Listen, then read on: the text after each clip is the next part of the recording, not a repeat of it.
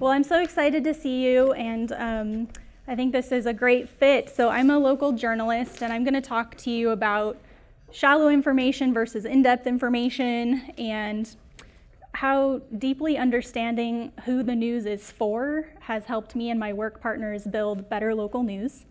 And also about Arizona Luminaria, which is a local journalism brand that we're building from scratch here and that hopes to provide a lot of in-depth local news stories. I'm gonna twist this just a little bit more. There we go. All right, so the other thing about this talk is, since journalists are really great at asking questions, and since one of the best things about Creative Mornings is talking to other people, there are gonna be a couple of points where I'm gonna ask you to be a journalist for a minute and talk to your neighbor. So this is a heads up in case you're like sitting on the fringe and you wanna scooch in and sit next to somebody. This is your chance to move around. Okay. All right, so background about me. I've been a journalist for about 20 years. This is how it started and how it's going, right? So most of my journalism time has been working in small newspapers in Arizona. So community journalism is where my heart is. Another thing about local journalism is there's like a lot of really cool movies and comic books that feature heroes who are kind of like a journalist on the side. And it's like a really cool disguise for them to be a journalist. That's not really what the job is like. This is what it's like. I spend a lot of time listening to public meetings and weeding through government documents to find little insights that I think people would care about. So that's kind of what the job is. I also want to just acknowledge and say up front that journalism is a team sport, and I've got lots of great editors and photographers and designers and all kinds of people who support me as a journalist. And shout out to the other journalists in the room. I saw Terry and Angela and anyone else who's part of this crazy. Thank you so much for doing it. So for most of my career, I was a beat reporter at the Arizona Daily Star, and then I became a product manager.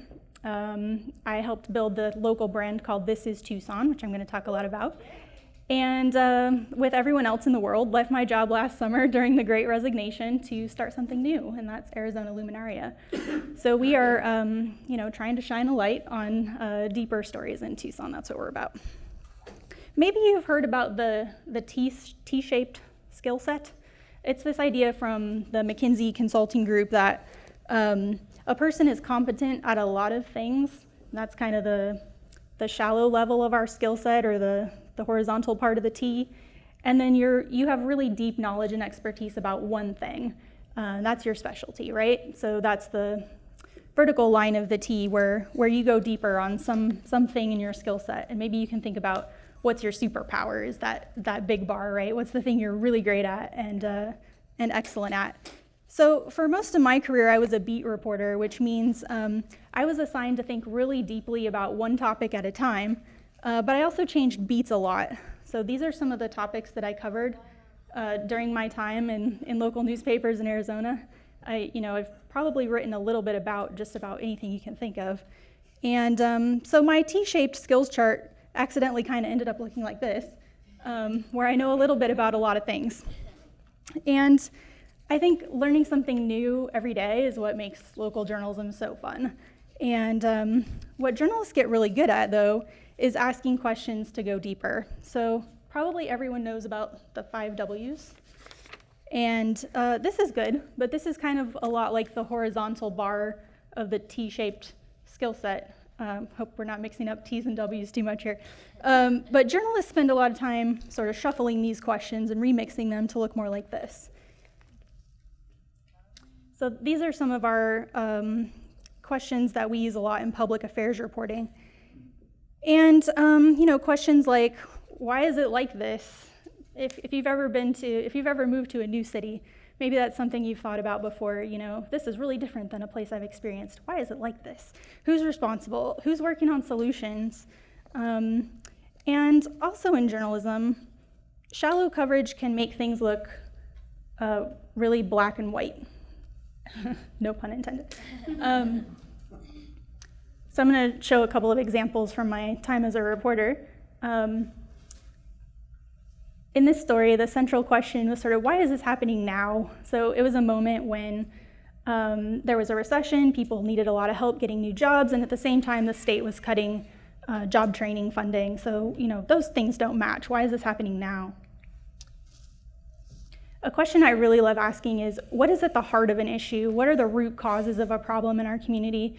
So this story was in a time when university tuition was going up like crazy every year. I guess we could say that might still be happening. But just looking at why and what were the different factors. And then another reporting question I love is, what did we get for our money? So in this story, all of us and about 1 million of our closest friends in Tucson had spent a bunch of our money buying open space lands for conservation, but those lands were getting trashed and no one was being a steward of those lands. And I think the story is different today, but at the time, there was a concern that we all needed to address together. Okay, so journalism can also make things look very red and blue. We're so polarized right now. But I think the truth lies somewhere more in the gradient, like this. And when we dig deeper with questions, then we can see that the truth is often really messy and nuanced. And it turns out people like that. They don't want to see black and white or red or blue. A lot of us don't really want the polarization. So there's a drive in journalism now to complicate the narrative. And here's what some questions look like that can help us understand the messy middle. So what's dividing us on this issue? Like, where do we agree? Where do we disagree? What's really different about the way we think? And how has this conflict affected your life? You personally, why is this relevant? So good information can help us develop empathy for the other side and for ourselves too.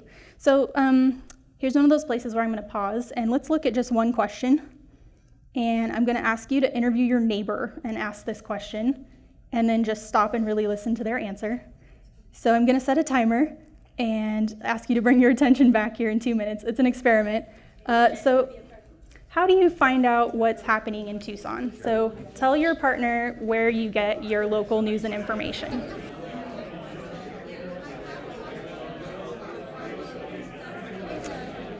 All right. Thanks for thinking about that question together. So later in my career, I kind of bumped into design thinking and lean startup.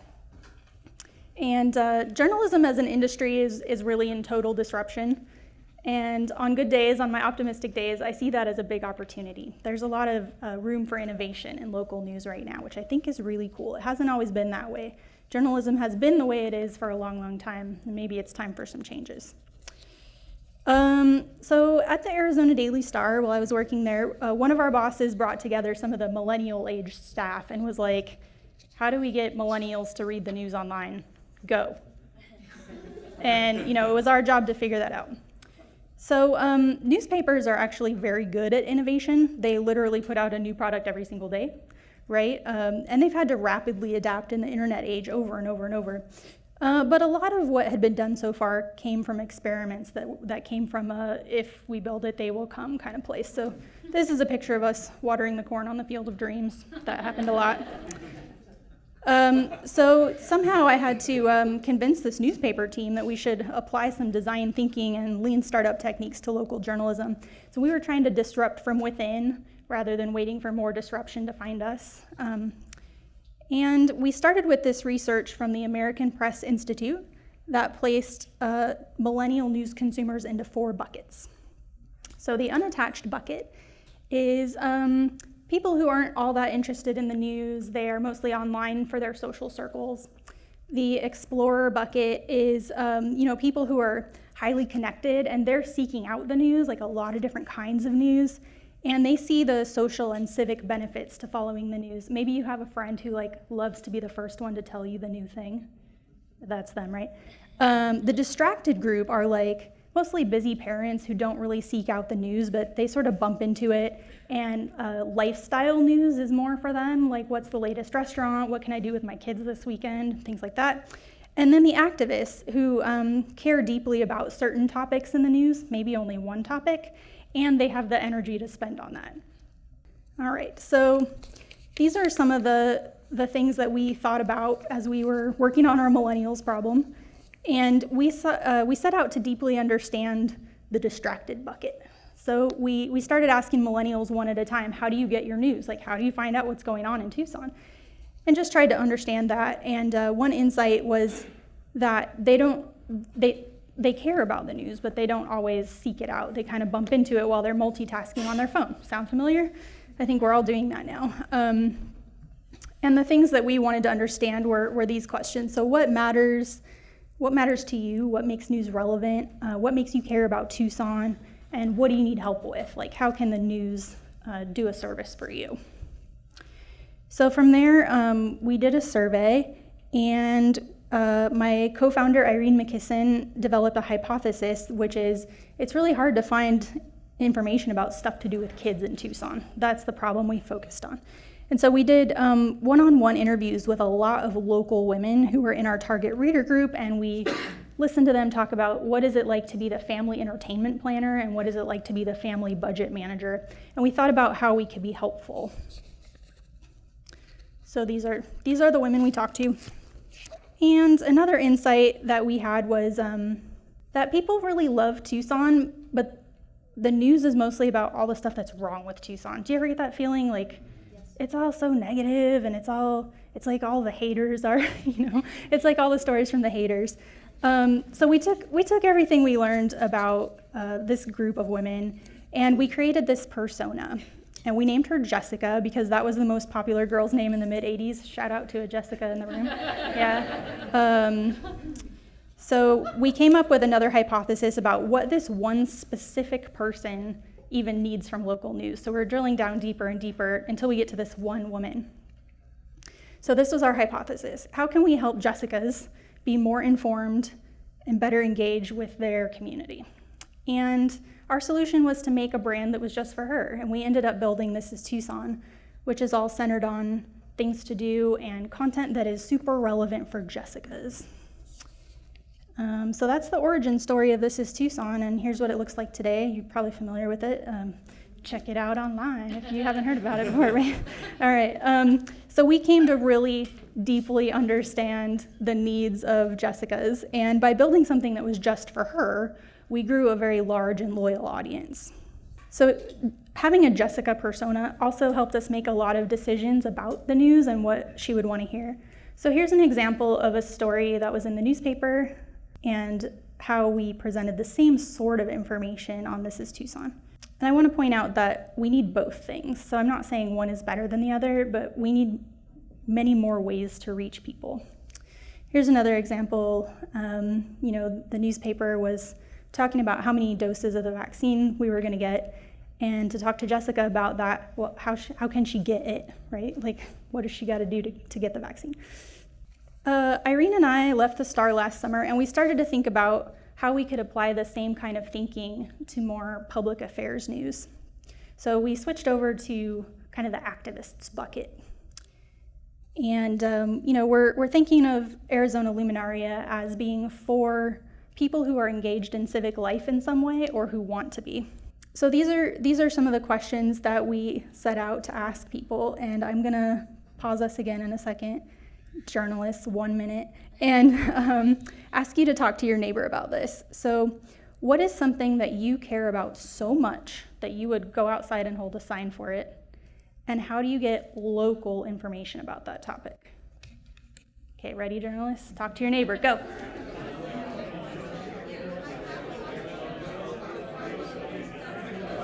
All right, so we set out to learn more about those causes that people care about, and we gathered a bunch of insights, just like the ones you just got from your neighbors, and these are the people we talked to, and we put together a new persona, and Irene named them Lou, short for Luminaria, and what we learned about Lou is they really want to connect the dots between what's happening and what they can do about it, like make news more actionable. So they're also deeply interested usually in one thing, sometimes more than one. So here's how we're thinking about our topic areas. The newspaper was like the ultimate bundle. It was sort of like the shallow horizontal line of the T-shaped skill set, where You could get your like local news and national news and sports and weather. And remember when we had to look in the newspaper for the movie times? Remember? And you can get like your opinions and your comics and your puzzles, and it's all in the same place. But now, of course, many of those things are available in other better media now. So for Luminaria, how we're thinking is subtracting everything you can get somewhere else and just focusing on the local topics that people are really passionate about and that it's hard to get local information about. So with the environment, for example, it's not hard to hear about climate change on the national level or the global level, but what is happening here at home? Like we need more on that. So this is what Luminaria looks like now. And these are some ways that we're trying to get people to take action on the news. So in this story, people are loving Oak Creek to death, basically, and we've told them some things they can do to help when they visit. This was an investigative piece where we exposed some rights violations that were happening, and we also gave people a box of ways they could volunteer or donate or help. This was such a fun story to write. When the city bought the No-Tell Motel, we went really deep on the context and the background of this neighborhood and why this is an important moment. And we're also trying to do some guides, things that are really hard to understand. Like everyone knows Arizona is fighting about education funding. What are we actually fighting about? When we sort of take those questions and do more work on those topics. Here's the sort of question I'm working on now as a journalist, and the question that I'll leave you guys with for the Lou types in the room and for other people who want to reach them, is if we go deeper on a local issue, will we be uncomfortable with what we see there? Are we going to be okay with grays and purples and different levels of people caring in different ways? And if we get a deeper understanding of an issue, will we be obligated to care? Are we going to care? Or are we just going to turn our attention to the next problem? And if you are called to care, does that then lead you to take action? So again, kind of connecting those dots between what's happening and what can you do about it. So now, one last time, I'm going to ask you to look at your neighbor, and here's our big question. So what is something local that you're curious about and you want to learn more so you can do something about it?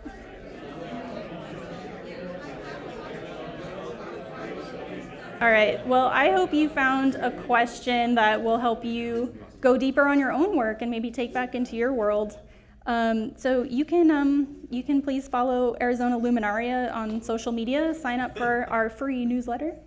And we actually have a fundraiser tomorrow at the Mercado 4 to 6 if you want to stop by. We're selling tiny little baby agave plants, and we're calling it Agave Dam about local news.